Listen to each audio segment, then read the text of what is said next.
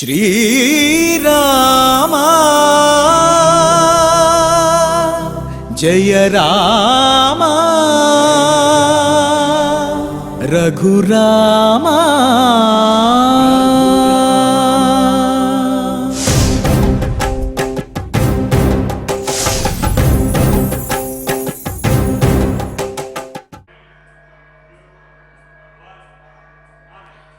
ఓం నమో వెంకటేశాయ.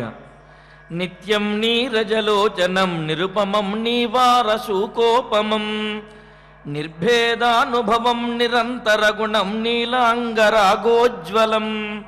నిష్పాపం నిగమాగమార్చితపదం నిత్యాత్మకం నిర్మలం నిష్పుణ్యం నిఖిలం నిరంజనపదం రామం భజే తారకం.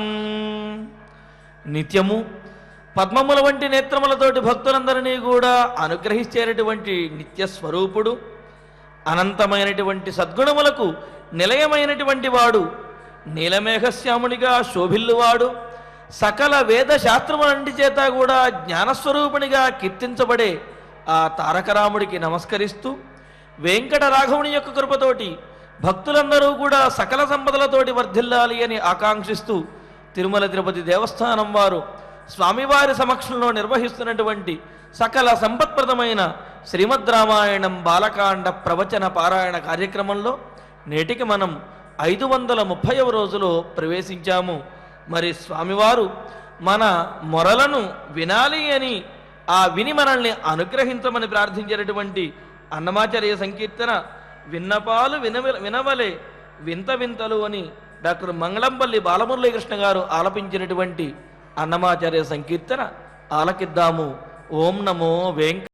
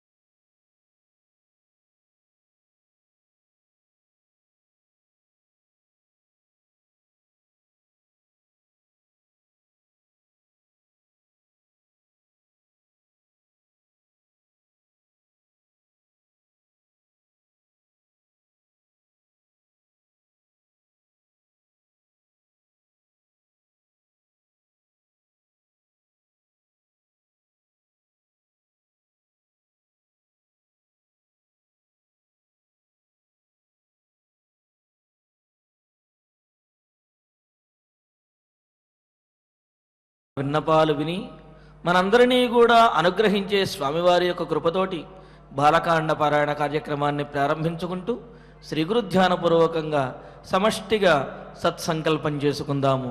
శ్రీ గురుధ్యానం.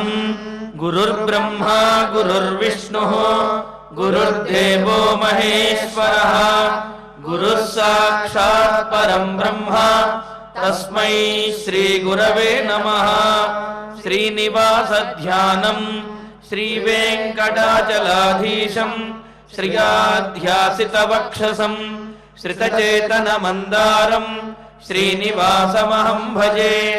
అధ సంకల్పః శ్రీమదాదివరాహ క్షేత్రే విరాజమానస్య శ్రీ పద్మావతీ జానేః అఖిలాండకోటి బ్రహ్మాండ నాయకస్య శ్రీరామచంద్ర రూపాంతరస్య భగవతః శ్రీ వెంకటేశ్వర స్వామినః సన్నిధౌ హనుమత్ సీతా లక్ష్మణ భరత శత్రుఘ్న పరివార సమేత శ్రీరామచంద్ర పరబ్రహ్మణః పరిపూర్ణానుగ్రహేణ అస్మిన్ భువనే అతిశీఘ్రమేవ విశూచికా క్రిమేః వినాశనార్థం భారతవర్షస్య అభివృద్ధౌ నిమగ్నానాం విద్యా విత్త వాణిజ్య కృషి వైద్య వైజ్ఞానిక దేశ రక్షణాది రంగేషు విద్యమానానాం ఆస్తిక మహాజనానాం సర్వేషాం సకుటుంబానాం అన్యోన్య సాహాయ్యేన ఆచార్య ముఖేన కరిష్యామహే. శ్రీ వాల్మీకి ప్రార్థన. వాల్మీకేర్ముని సింహస్య కవితావనచారిణః శృణ్వన్ రామ కథానాదం కో న యాతి పరాంగతిం. శ్రీ ఆంజనేయ ప్రార్థన. యత్ర యత్ర రఘునాథ కీర్తనం తత్ర తత్ర కృతమస్తకాంజలిం బాష్పవారి పరిపూర్ణలోచనం మారుతిం నమత రాక్షసాంతకం. శ్రీరామాయణ ప్రార్థన. వేద వేద్యే పరే పుంసి జాతే దశరథాత్మజే వేద ప్రాచేత సాదాసీత్ సాక్షాద్ రామాయణాత్మనా. శ్రీరామ ప్రార్థన. ఆపదామపహర్తారం దాతారం సర్వసంపదా లోకాభిరామం శ్రీరామం భూయో భూయో నమామ్యహం. శ్రీరామచంద్ర పరబ్రహ్మణే నమః. అథ శ్రీమద్ రామాయణే బాలకాండే ఏకసప్తతితమః సర్గః. శ్రీ గురుభ్యో నమః. శ్రీ వెంకటేశ చరణౌ శరణం ప్రపద్యే. శ్రీరామాయ నమః. ఏవం బ్రువాణం జనకః ప్రత్యువాచ కృతాంజలిః శ్రోతుమర్హసి భద్రంతే కులన్నః పరికీర్తితం. వశిష్ఠులు త్రికాలవేదులు సకల లోకములకు సమస్తములైనటువంటి శుభములను కల్పించదలచి శ్రీరాముడికి సీతమ్మను జత చేర్చడం కోసం వినమ్రంగా పద్ధతిగా మా పిల్లవాడికి మీ పిల్లను అభ్యర్థిస్తున్నాను అని అడిగారు. అప్పటికి తెర మీద రామలక్ష్మణులు, సీత, ఊర్మిళాదేవి వీరు మాత్రం పెళ్లి కొడుకు పెళ్లి కూతురు మాదిరి. కొద్ది శ్లోకాలు, కొద్ది గ్రంథం గడిచిన తరువాత విశ్వామిత్రుల ద్వారా మాండవి శృత కీర్తుల యొక్క అభ్యర్థనం కూడా, వరణం కూడా జరుగుతుంది. ఆ సందర్భంలో వశిష్ఠుల వారు ఇలా అని అనగానే వారి మాట ఇంకా పూర్తి కాకుండానే ఏవం బ్రువాణం జనకః ప్రత్యువాచ ఇలా చెప్తూ ఉండగానే ఆ ఆఖరి అక్షరం పూర్తయిందో లేదో వెంటనే కూర్చున్న చోటులోంచి లేచి నిలబడి దోసిల పట్టి, మహానుభావ, మీలాంటి మహనీయులు 10 కాలాలు చల్లగా హాయిగా ఉండాలి. భద్రంతే, మహానుభావ, మీలాంటి బ్రాహ్మణోత్తముల యొక్క దివ్యానుగ్రహం ద్వారా మా ఇంట ఈ కళ్యాణం జరగాలి. మహానుభావ, మీలాంటి అతీంద్రియ ద్రష్టల యొక్క దివ్య వాక్కు, దాని మహిమ, దాని ప్రభావం, ఆ బ్రహ్మవాక్కు, ఆ వేదవాక్కు ద్వారా సకల లోకాలకి శుభం కలగాలి. భద్రంతే అని మొదలుపెట్టి జనకులు వారు చెప్తున్నారు. జనకులు అంతల్లా స్పందించడానికి కారణమేమి అంటే, వాల్మీకి మహర్షి మనకి ఇక్కడ ఏమి ఉపదేశం చేశారు అంటే, మన భారతీయ వివాహ సంప్రదాయంలో ఉత్తమ విధానం అని ఇప్పుడు మనం చెప్పుకుంటున్నటువంటి అగ్నిసాక్షిగా, సప్తపది, తలంబ్రాలు, లేకపోతే ఇలా చెప్పుకుంటున్నటువంటి ఈ అంశాలలో ఇప్పుడు ఖచ్చితంగా అర్థం చేసుకోవలసినటువంటి అంశాలు ఏవి అంటే, ఈ మంత్రాలు ఏమి చెప్తున్నాయి అంటే మనం కాస్త సావధానంగా ఆలోచించుకోవాలి. మనం గతంలోనే అనుకున్నాం, వాల్మీకి మహర్షి ఒక మాట చెప్పారంటే ఊరికే చెప్పరు, అందులో ఎంతో అంతరార్థం ఉంది, ఖచ్చితంగా మనకి ఉపయోగపడే ఒక ముఖ్యమైన అంశం ఉంది అనే మాట మనస్సులో గట్టిగా రాసేసుకుని శిలాఫలకం మీద చెక్కినట్లుగా అప్పుడు ఆలోచిస్తే ఆ అంతరార్థాలన్నీ వంటపడతాయి. ఆది కావ్యం ఇది. అందున బాలకాండ సీతారామ కళ్యాణ ఘట్టం ఈ కాండంలోనే ఉంది. ఇక్కడి నుండే రాముడు ఒకానొక పవర్ఫుల్ అన్నట్లుగా, అంతటి అద్వితీయ శక్తిగా, మానవమాతృడిగానే ఉంటూ చక్కదిద్దినటువంటి ఆ సుదీర్ఘ ప్రయాణానికి తొలి అడుగు పడింది. ప్రస్తుతం మనం గతంలో ఏమనుకున్నామంటే, వాల్మీకి మహర్షి చెప్పినటువంటి అంశాలలో ఆ రహస్యాలు ఏవి అని మనం వివరించుకోవాలి అంటే వేద మంత్రాలకు అర్థం తెలుసుకోవాలి. ఒకవైపు వాల్మీకి గురుగారి రామాయణం, ఒకవైపు మన భారతీయ సంప్రదాయంలో కళ్యాణ మండపంలో ఆ గురువులు, పురోహితులు, బ్రహ్మగారు వారు పఠించేటటువంటి ఆ మంత్రాలు అవసరమా? వాటి మీద మనం ఎంతవరకు దృష్టి పెట్టాలి? మనం ఈ సంప్రదాయాన్ని, ఈ అలవాటును, ఈ ఆచారాన్ని కాదనలేదు, కానీ ఎంతవరకు కావాలనుకుంటున్నాం? ఇది చాలా ముఖ్యమైన మాట. అందరూ దాదాపుగా అగ్నిని వెలిగించి అందులో హోమాలు చేసి, ఏదో లాజహోమాలు చేసి, లేకపోతే సప్తపది దాన్ని అంతని పాటించి, లేకపోతే తలంబ్రాలు దాన్ని అంతని పాటించి, లేకపోతే నడుముకి కట్టేటటువంటి ఆ యోక్త్ర బంధనం వగైరాలు వాటన్నింటినీ పాటించి, చెయ్యి పట్టుకుని, వేలు పట్టుకుని దాని చుట్టూత ఇదంతా చేస్తున్నారు, కాదనలేదు. కావాలనుకుంటున్నారా లేదా? ఏంటి రెండింటికి తేడా అంటారా? కాదనలేదు అంటే ఏదో జరుగుతోంది, జరగని అనుకోవడం. కావాలనుకుంటే అన్ని విషయాలను పక్కన పెట్టేసి ఎంతో ఆసక్తిగా దాని పట్ల మనం ప్రవర్తించడం. కనుక ఈ అంతరార్థాలను, వాల్మీకి గురుగారు చెప్పిన మాటల్లోని అంతరార్థాలను మనం వంట పట్టించుకోవాలి అంటే వేద సారం కనుక ఇది. దీనికి వేదమంత్రాలే మనకి శరణ్యం. ఆ వేదమంత్రాలకి ఒక చిన్నపాటి నోట్స్ మాదిరిగా మహాభారతాదులు, స్మృతులు మనకి శరణ్యం. ఇప్పుడు మనం ఏ ఘట్టంలో ఉన్నామో అంటే కన్యావరణం అనే ఘట్టంలో ఉన్నాం. వివాహం తంతు ప్రక్రియ అక్కడే మొదలవుతుంది. ఒకానొక శుభ ఘడియలో పెళ్లి కుమారునికి, పెళ్లి కుమార్తెకు మంచిగా మంగళ స్నానాలు చేయించి, చక్కగా అలంకరించి, నూతన వస్త్రాలు కట్టి, ఒకానొక సందర్భంలో ఆ కళ్యాణ వేదిక వద్దకు వారు ప్రవేశిస్తారు. ఒకలా చెప్పాలి అంటే పెళ్లి కొడుకు మాత్రం ముందుగా ప్రవేశిస్తాడు, పెళ్లి కూతురు అప్పుడే వేదిక దగ్గరికి రాదు.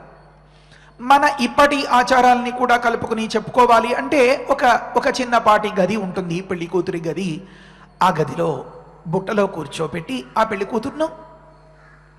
కూతుర్ని కాళ్ళకి పారాణి, చేతులకు గోరింటాకు వగైరాలు అలాంటివన్నింటితో మంచిగా అందంగా ముస్తాబు చేసి ఆమెను ఏ రకంగా చూడగలుగుతాం మనం ఆ సందర్భంలో అంటే ఎదురుగా ఒక గౌరీదేవిని పెట్టి ఆ గౌరీదేవికి పూజ చేస్తూ ఉంటుంది ఆ పెళ్లి కూతురు.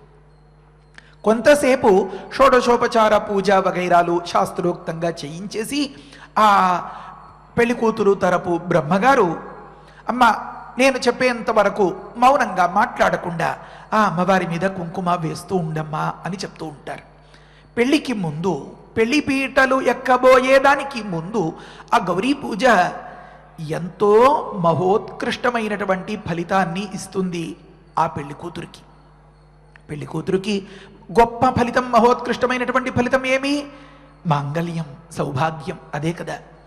దీనిని మన వాళ్ళు ఇప్పటి కాలంలో లాంఛనంగా కొంతసేపు అన్నట్లుగా ఏదో 10 నిమిషాలు, పావుగంటో అలా జరిపిస్తూ ఉండవచ్చు. సీతమ్మ మాత్రం చాలా కాలం నుంచి చాలా గట్టి పట్టుదలతో నియమనిష్టలతో చేస్తుంది. తన దీక్ష మీద, తాను చేసినటువంటి ఆ అమ్మవారి ఆరాధన మీద ఎంత నమ్మకం కాకపోతే కొంచెమీ రూపము అని మొదలుపెట్టి త్యాగరాజస్వామి వారు చెప్పినట్లుగా ఈ విల్లునున్న రాముడు ఎత్తగలుగుతాడా లేదా అని సందేహపడి పాపం ఆడపిల్ల కదండి, అమ్మవారికి మొక్కుకుంది కదా, అమ్మ నా మాట నిజమై తీరాలి, నాకు రాముడు భర్తగా దక్కి తీరాలి, అదే కనుక మీరందరూ నాకు అనుగ్రహిస్తే నేను 14 సంవత్సరాలు గొప్ప దృఢ దీక్షతో వనవాసం చేస్తాను ఒట్టు అని పెట్టుకుంది సీతమ్మ వారు. సరే, సీతమ్మ వారు తులసీదాసు గారు చెప్తారు ఎంతో అద్భుతంగా అమ్మవారిని చాలా చాలా గొప్పగా సేవిస్తుంది పెళ్లికి ముందు. సరే, ఆ తంతు అలా ఉండగా ఆ గౌరీదేవి, ఆ పూజ, ఆ పెళ్లి కుమార్తె, ఆ పెళ్లి బుట్ట వగైరాలు అలా ఉండగా కొంతమంది ఈ మొగ తరపు ఈ బ్రహ్మగారు అంటే పెళ్లి కొడుకు తరపు పురోహితులు వారికి జతగా మరికొందరు వెళ్ళి అక్కడ పలానా వారి ముని మనవడు, పలానా వారి మనవడు, పలానా వారి కుమారుడు, పలానా లాంటి పిల్లవాడు, ఇతడికి మీ పిల్లను అభ్యర్థిస్తున్నాం అని అంటారు. తే కన్యాదాతారంగత్వా బ్రువతే అని అక్కడ ఆ తంతులో వర్ణిస్తారు. మన ప్రవచనం వింటున్న వారిలో చాలామంది పండితులు, విద్వాంసులు, పురోహితులు, బ్రహ్మగారులు వీరు కూడా ఉన్నారు. అన్ని తరగతుల వారు ఆసక్తిగా వినదగిన వింటున్నటువంటిది శ్రీమద్ రామాయణం, అందున బాలకాండము, అందున సీతారామ కళ్యాణ ఘట్టం.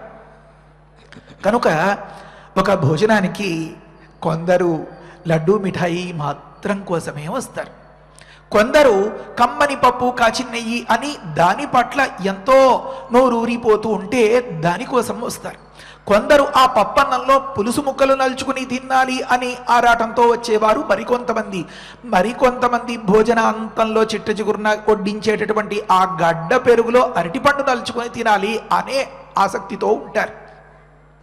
ఇలాగని వీరిని సెపరేట్గా వారిని సెపరేట్గా కూర్చోబెట్టి అలా ఇచ్చి పంపించేయలేరు కదా ఆ యజమాని, గృహస్థు.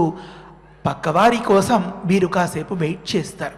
ఎందుకయ్యా ఖాళీగా ఉన్నావు, పప్పన్నం మరి కాస్త తినొచ్చుగా అంటే, ఆహా నాకు లడ్డూ మిఠాయి కావాలి అంటారు. పోనీ లడ్డూ మిఠాయి తినేవారు పక్కన ఉండగా యువతలి వారు ఖాళీగా ఉంటే ఏమయ్యా మరి మీ సంగతి ఏమి అంటే, నాది ఇదంతా అయిపోయిందండి, పులుసు కోసం చూస్తున్నారు అని మరికొందరు అంటారు. అది కూడా అయిపోయిన వారు పక్కన ఉండగా వారు వెయిట్ చేస్తూ ఉంటే, కాదండి నేను పెరుగన్నం కోసం వెయిట్ చేస్తున్నాను అంటారు. కాస్త ప్రతీక్ష చేస్తే, పక్క వారిని తొందర పెట్టకుండా ఉంటే అందరితో కలిసి ఆ పంక్తి భోజనాన్ని మనం చేయగలుగుతాం. కనుక సావధానంగా ఈ ఘట్టాల్ని మనం విశదీకరించుకోవాలి. ప్రస్తుతంలో కన్యావరణం అనే దగ్గర పెళ్లి కొడుకు తరపు బ్రహ్మగారు మరికొంతమంది పండితులు వెళ్ళి ఆ ఆడపిల్ల ఆ బుట్టలో కూర్చుని ఆ గౌరీ పూజ చేస్తూ ఉండే సందర్భంలో పలానా వారి కోసం మీ పిల్లను అడుగుదామని వచ్చేమండోయ్ అని వారు ఎలా రిక్వెస్ట్ చేస్తారో, అభ్యర్థన దరఖాస్తు చేస్తారో ఆ ఘట్టం దగ్గర ఉన్నాం.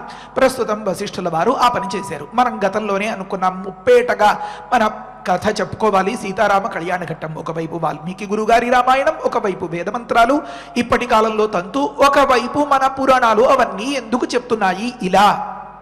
నిన్నటి రోజున మహాభారతం చదువుకుంటే అనుకున్నాం మనం, అర్హుడైన అభ్యర్థికి మాత్రమే తన పిల్లను ఇవ్వాలి అని. ఆ మాటలే ఇప్పుడు మనం చెప్పుకోబోతున్నాం. ఎంతో కొంత ఉన్నంతలో లోటు వెలితి చేసుకోకుండా ఇల్లు వాకిలి అంతా అందంగా మంచిగా ముస్తాబు చేసుకుని మంచిగా తోరణాలు కట్టుకుని ఆ రకంగా ఏమీ లేని ఒక బీదరికపు ఒక పేదరికపు స్థితిలో ఉంటే కూడా పెరట్లో ఉన్నటువంటి ఒకానొక కొబ్బరాకు కొట్టుకొచ్చైనా సరే కాస్త నిండుగా పచ్చగా కళకళలాడేలాగా ఆ వేదికను తయారు చేసుకోవాలి మహాభారతం చెప్తోంది. ప్రస్తుతంలో ఎక్కడ మొదలు పెట్టాలంటే, మనం కన్యావరణం కోసం నా తరపున మీరు వెళ్ళి ఒక మంచి పిల్లని వెతికి పెట్టండి అని పెళ్లి కొడుకు చేత అడిగిస్తారు. ఇప్పుడే మనం అనుకున్నాం ఏమనంటే, ఇవన్నీ మనం కాదనుకోలేదు, చేస్తున్నాం. కానీ కావాలనుకుని చేస్తున్నామా లేదా? కావాలనుకుని చేసేదానికి కాదనుకోకుండా చేసేదానికి తేడా ఏమి అంటే, ఆ వచ్చిన స్నేహితుల్ని పలకరిస్తేనో, ఆ బ్రహ్మగారు చెప్పేటటువంటి మాటలను పెడచెవిని పెడుతూ, ఆ కాఫీ మీదో ఆ టీ మీదో మరొక దాని మీదో ఎక్కడో దృష్టి పెడుతూ, ఈ మంత్రాలు తంత్రాలు అన్ని ఆ పెళ్లికి వచ్చినటువంటి వాళ్ళ కబుర్ల ధ్వనులలో కలిసిపోతున్నాయా? కాదు. ఆ శబ్ద తరంగాలు నిజానికి అర్థం అంతగా తెలియకపోయినా, అసలు ఎలా కోరుకోవాలో మనం ముందుగా ప్రిపేర్ అవ్వకపోయినా, అవి మన చెవుల్లో పడినంత మాత్రం చేతనం ఆ పురోహితుల యొక్క వాక్కు, వాటి ప్రభావం, వాటి మహిమల వల్ల మనకి రాబోయే, మనం కోరుకునే మన భావి బంగారు భవిష్యత్తు ఎలా ఉండాలి అని మనం కోరుకుంటున్నామో, దానికోసం మనం ఏం చేస్తున్నామో అది ఆలోచించుకోవాలి అన్నమాట. ఇంట్రెస్టింగ్గా చేసే పని ఒకలా ఉంటుంది. నాదేం పోయింది, నాకేం పోయింది, చేసుకుంటే చేసుకోండి కానివ్వండి, నేనేమి అడ్డం పెట్టను అనేలాంటి వ్యవహారం ఒకలా ఉంటుంది. కనుక మనం ముఖ్యంగా గుర్తుపెట్టుకోవాల్సినటువంటి అంశం, పెళ్ళంటే నూరేళ్ల పంట అనే మాటకు బదులుగా మూడు ముళ్ళ బంధం మూన్నాళ్ల ముచ్చట అయిపోకూడదు అనుకుంటే, మనం పాటించేటటువంటి ఈ అంశాల్లోనే ఎంత గొప్పతనం ఉంది, ఆ సమయానికి మనం ఏ ఫీల్తో ఉండాలి అని మనకి నేర్పిస్తోంది ప్రస్తుత ప్రవచనం. కన్యావరణం కోసం మన తరపున కొందరిని పంపిస్తారు. ఇవన్నీ ఇప్పటి తరంలో, ఇప్పటి అలవాట్లలో కూడా దాదాపుగా చేస్తూనే ఉన్నారు. ఆ సందర్భంలో 2 మంత్రాలు చెప్పాలి. పురోహితులు చెప్తారు, మీరేం వర్రీ అవ్వక్కర్లేదు. కాకపోతే వర్రీ అవ్వాల్సింది అల్లా, మనం అక్కడ దృష్టి పెడుతున్నామా, ఇంకా గోల చేసేసి ఆ పురోహితులకు కూడా మంత్రం తొడగకుండా చేసేస్తున్నామా, తద్వారా ఆ శబ్ద తరంగాలలో ఒకనొక నెగటివ్ ఎనర్జీని క్రియేట్ చేసేసి మనమే నష్టం తెచ్చేసుకుంటున్నామా, దాన్ని పాజిటివ్ ఎనర్జీగా మనం మార్చుకోగలమా లేదా? ఇది మనం చేసుకోవాల్సినటువంటి హోంవర్క్. ప్రస్తుతంలో ఈ పిల్లను వరించడం అనేది ఒక మాట అనుకున్నాం కదా, అప్పుడు 2 మాటలు చెప్తారు. ఏమనంటే, ఓం ప్రసుగ్మంతాధిజసానస్య సక్షణి వరేభిర్వరాగో అభిషు ప్రసీదత అస్మాకమింద్ర ఉభయం జుజోషతి యత్ సౌమ్యస్యాంధసో బుబోధతి. ఇది ఒక మాట. సమర్యమా సంభగో నో నినీయాత్ సంజాస్పత్యగుం సుజమమస్తు దేవాః. ఇది 2వ మంత్రంలో 2వ మాట. అనృక్షరా రజవస్సంతు పంథాయేభిః సఖాయో యంతి నో వరేయం. ఇది మొదటి మాట. ఆ సందర్భంలో ఈ పెళ్లి కొడుకు లేదా అతడి తరపు వారు 2 మాటలు చెప్పుకోవాలి. ఏమనంటే, వెళ్ళేవారు రుజవః సంతు పంథాః, రుజువైన మార్గంలోనే వెళ్ళాలి. పెళ్లి సంబంధం కుదుర్చుకునేటప్పుడు మంత్రబలం ఉన్నటువంటి బ్రాహ్మణోత్తముల ద్వారా సంబంధం కుదుర్చుకోవాలి. ఆడపిల్లను అడిగేటప్పుడు గురువుల ద్వారా అడిగించారు దశరథులు. వాల్మీకి రామాయణం మనకి ఏ తంతు, ఏ విధానం, ఏ వ్యవహారాన్ని నేర్పిస్తోంది గమనించుకుంటున్నాం మనం. ఆ సందర్భంలో ఉన్నటువంటి వేద మంత్రంలో ఉన్నటువంటి అతి విలువైన ఒక అంశం ఏమి అంటే, రిజవః సంతు పంథాః అని ఉంది. అంటే పెళ్లి కుదిర్చేవారు, పెళ్లి పెద్దలు రుజుమార్గంలోనే వెళ్ళాలి. అంటే పైకి అర్థమేమి అంటే, హైవేలో వెళ్ళాలి, లేకపోతే సందులు గొంతులు కాకూడదు అని అనిపిస్తుంది. అంతరార్థం ఏమి అంటే, స్ట్రైట్ ఫార్వర్డ్నెస్ అంటారు కదా, నిజాయితీ అంటారు కదా, ఆ మాదిరి అది ఉండాలి అన్నమాట. అంటే కుటిలత, వంకరతనం, దాపరికం లేకుండా సూటిగా నిజాలు వెల్లడించి మాత్రమే సంబంధం కుదుర్చుకోవాలి అన్నమాట. కోతలకు వస్తే అడ్డంగా దొరికిపోతారన్నమాట. అబద్ధాల్ని దొంగ నాటకాలతో ఎంతో కాలం నిజం చెయ్యలేరు. పెళ్లి కుదుర్చుకోవడానికి సిద్ధపడే మొదటి అడుగు వేసే ఆ ప్రయత్నంలోనే వేదమంత్రం హెచ్చరిస్తోంది. రిజవః సంతు పంథాః, నిజాయితీగా ఉండండి, నీతిగా ఉండండి, అనైతికతకు పాల్పడకండి, కుటిలత ఎంత మాత్రం పనికిరాదు సుమా అని. అయితే వెంటనే ఒక ప్రశ్న, మరి 1000 అబద్ధాలైనా సరే ఒక పెళ్లి చేయాలి అని చెప్తారు కదండి, అదెందుకని, అదెలా కుదురుతుంది అని దాన్ని నిదానంగా వివరించుకుందాం. మనకి ఇప్పుడున్న గడువే చాలా తక్కువ.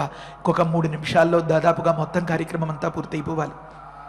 కనుక స్ట్రైట్ ఫార్వర్డ్గా ఉండాలి. ఆ సందర్భంలో మగపిల్లవాడు తనలో అర్హత పెంచుకోవాలి. తన అర్హతకు తగిన పిల్లను పెద్దలందరి సమక్షంలో పిల్ల తండ్రిని గురువుల ద్వారా అభ్యర్థించాలి. వాల్మీకి రామాయణం మనకి నేర్పిస్తోంది. పిల్ల తండ్రి తన వారితో కలిసి కూర్చుని బాగా విచారించి, ముఖ్యంగా భార్యతో, ఎవరు, పిల్ల తండ్రి, అర్హుడైన అభ్యర్థికి తన కూతుర్ని ఇవ్వడానికి నిశ్చయం చేసుకోవాలి. ఒకానొక సందర్భంలో కాళిదాసు గారు చెప్తారు, కుమార సంభవంలో 6వ సర్గలో 85వ శ్లోకం, ప్రాయేణ గృహిణీనేత్రాః కన్యార్థేషు కుటుంబినః అంటారు. హిమవంతుడు, మేనక, పార్వతీదేవి ఆ సందర్భంలో మహర్షులంతా రాజభారం వహించి మీ పిల్లను మా శివయ్యకు అభ్యర్థిస్తున్నాం అంటే అంతా బాగానే ఉంది, కానీ ఒక్కసారి అని చెప్పి హోమ్ డిపార్ట్మెంట్ వైపు చూస్తాడట. కళ్ళతోనే మాట్లాడుకుంటారు వారు. కనుక పిల్లల విషయంలో ఏదైనా అది సొంత నిర్ణయం ఎప్పటికీ పనికిరాదు. ప్రాయేణ, దాదాపుగా, తరచుగా 99.999 అంటారు కదా, అంత శాతంగా గృహిణీ నేత్రాహ, ఆలోచన తనది, చూపు తనది అని అనిపిస్తుంది, కానీ ఒక్కసారి మా ఇల్లాలిని సంప్రదించి చెప్తాను అని ఖచ్చితంగా అనాలి. అలాగే చెప్పాలి అప్పుడు. అంతేగాని లోకంలో అందరూ అనుకునేలాంటి అబద్ధాలు ఆడకూడదు. ఏమనంటే ఏమక్కర్లేదు, మా ఆవిడతో ఏం మాట్లాడక్కర్లేదు, అంతా నా నిర్ణయమే అంటాట. అది పెద్ద అబద్ధం. ఒక్కసారి మా వారిని అడిగి చెప్పాలండి, నేను సొంతంగా ఏం పని చేయలేను అంటుందట ఇల్లాలు. అది పెద్ద అబద్ధం. లోపలికి వెళ్తే హోమ్ డిపార్ట్మెంట్ అంటే హోమ్ డిపార్ట్మెంటే మరి. అయితే ఈ పెళ్లిళ్ల విషయంలో మాత్రం ఖచ్చితంగా ఎవరిని అడగక్కర్లేదు అని అనకుండా ప్రాయేణ గృహిణీనేత్రాః, ఇల్లాలితో సంప్రదించి నిర్ణయం చేసుకోవాలట. హిమవంతుడు పార్వతీదేవి వివాహంలో అలా చేసేడట. ఇంకొక మాట, సమర్యమా సంభగో నో నినీయాతు అని మొదలుపెట్టి 2వ మంత్రం ఏ ముఖ్యమైనటువంటి భావాన్ని ఉపదేశం చేస్తోంది అంటే, జాస్పత్యం సంసుయమమస్తు దేవాః అని అనుకోవాలట. ఏమనంటే, ఈ పెద్దల ద్వారా నాకు దొరికేటటువంటి ఆ పిల్ల ఆ దేవతలు నాకు బహుకరించినటువంటి ఒక గొప్ప వరప్రసాదం, నా ప్రయత్నానికి ఒకానొక గెలుపు, ఒకానొక విజయం మాదిరి ఆ పిల్ల నాకు అని భావించాలట ఇతడు. జాస్పత్యం అంటే దాంపత్య భావం అని అర్థం, దాంపత్యం అని అర్థం. అది సుయమమస్తు, చాలా గొప్పగా ఉండాలి అని అన్నమాట. అంటే భగవంతుడు ఇచ్చినటువంటి ఒకానొక వరం, ఈ తేబోయే, ఈ కుదర్చబోయే సంబంధం ఎంత ఆశ్చర్యమో అంటే, పెళ్ళి అంటే ఆడపిల్ల ఎన్నో ఆశలు పెట్టుకుంటుంది అని అంటారు, కానీ నిజానికి ఆశలు పెట్టుకోవాల్సింది, ఆశ పడాల్సింది మగపిల్లవాడట. ఏ రకంగా, నేను కట్టుకోబోయేటటువంటి ఆ పిల్లతో నాకు ఉండేటటువంటి ఆ అనుబంధం చాలా మహోన్నతంగా ఉండాలి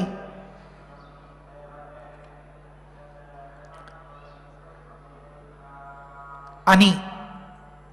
కనుక సరే, మరి తరువాయి కార్యక్రమానికి సమయం మించిపోతుంది. ఒక ఇంత దగ్గర ఆపుకుందాం దీన్ని. మరుసటి ప్రవచనంలో మిగిలిన అంశాలని వివరించుకుందాం. కన్యావరణంలోనే పెళ్లికి సంబంధించిన ఏ తొలి ఆలోచన, సంకల్పం వేదమంత్రంలో తెలుస్తోందో దాన్ని మనం ఇప్పుడు వివరించుకుంటున్నాం. తదుపరి అంశాన్ని రేపటి రోజున చెప్పుకుందాం. శ్రీరామరక్ష హరయే నమః. స్వస్తి. ఆచార్యులు వారు చెప్పినటువంటి విశేషాలను మననం చేసుకుంటూ శ్లోకాన్ని పారాయణం చేసుకుందాము. ఏవం బ్రువాణం जनकः जनकः प्रत्युवाच कृताञ्जलिः श्रोतुमर्हसि भद्रन्ते कुलं नः परिकीर्तितम् इत्यार्षे श्रीमद् रामायणे बालकाण्डे एकसप्ततितमे सर्गे శ్లోకరత్నం ఫలశ్రుతి నుండి మంగళాంతం వరకు అందరము కలిసి పారాయణ చేద్దాము. ఫలశ్రుతి కుటుంబ వృద్ధిం ధనధాన్య వృద్ధిం శ్రియశ్చ ముఖ్యాత్ సుఖముత్తమం చ శ్రుత్వా శుభం కావ్యమిదం మహార్థం ప్రాప్నోతి సర్వాం భువి చార్థ సిద్ధిం. శ్రీరామచంద్ర పరబ్రహ్మణే నమః. అథ ధన్వంతరి ధ్యానం అచ్యుతానంత గోవింద విష్ణో నారాయణామృత రోగాన్ మే నాశయా శేషాన్ ఆశు ధన్వంతరే హరే. ఆరోగ్యం దీర్ఘమాయుష్యం బలం తేజోధియం శ్రియం స్వభక్తేభ్యోనుగృహంతం వందే ధన్వంతరిం హరిం. ధన్వంతరేరిముం శ్లోకం భక్త్యా నిత్యం పఠంతి యే అనారోగ్యం న తేషాం స్యాత్ సుఖం జీవంతి తే చిరం. ఓం నమో భగవతే వాసుదేవాయ ధన్వంతరయే అమృతకలశహస్తాయ వజ్రజలౌకహస్తాయ సర్వామయ వినాశనాయ త్రైలోక్యనాథాయ మహావిష్ణవే స్వాహా. ఓం వాసుదేవాయ విద్మహే సుధాహస్తాయ ధీమహి తన్నో ధన్వంతరి ప్రచోదయాత్. అధనవగ్రహ ప్రార్థన ఆరోగ్యం పద్మబంధుర్వితరతు నితరాం సంపదం సీతరశ్మిః భూలాభం భూమిపుత్రః సకలగుణయుతాం వాగ్విభూతిం చ సౌమ్యః సౌభాగ్యం దేవమంత్రి రిపుభయశమనం భార్గవః శౌర్యమార్గిః దీర్ఘాయుః సైంహికేయః విపులతరయశః కేతుః ఆచంద్రతారం అరిష్టాని ప్రణశ్యంతు దురితాని భయాని చ శాంతిరస్తు శుభం మేస్తు గ్రహాః కుర్వంతు మంగళం. అధ క్షమా ప్రార్థనా యదక్షరపదభ్రష్టం మాత్రాహీనం చ యద్భవేత్ తత్సర్వం క్షమ్యతాం దేవ నారాయణ నమోస్తుతే. అథ భగవత్ సమర్పణం కాయేన వాచా మనసేంద్రియైర్వా బుద్ధ్యాత్మనా వా ప్రకృతే స్వభావాత్ కరోమి యద్యత్ సకలం పరస్మై నారాయణాయేతి సమర్పయామి. అథ మంగళం శ్రియః కాంతాయ కళ్యాణ నిధయే నిధయేర్థినాం శ్రీవేంకట నివాసాయ శ్రీనివాసాయ మంగళం.